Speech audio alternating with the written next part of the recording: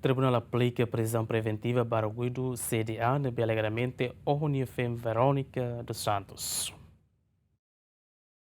Tribunal Judicial Primeira Instância de Segunda realiza um processo primeiro interrogatório do caso Line Ohonia Feen, nebe foi na lais acontece a Praia dos Coqueiros e a loran ronulu resseguida fulang março No ia terça Tribunal hatungo na despaço, onde aplica medida coação prisão preventiva ba arguido CDA, no bele continua halo processo de investigação ba caso Ministério Público halo promoção ba arguido ho crime homicídio simples, arma branca, no ofensas integridade física, ho forma violência doméstica. Crime nebe Ministério Público imputa ba arguido honia moldura penal husitina ngualu to tina ruanulu. E processo primeiro interrogatório Tribunal rona ulu arguido de declaração no ia sala julgamento arguido CDA confessa factos nebe iha ba tribunal kataknia mak ohoduni nia feen Verónica dos Santos no arguido mosateten momento ni halu ação ba nia feen ni ho condição lanu.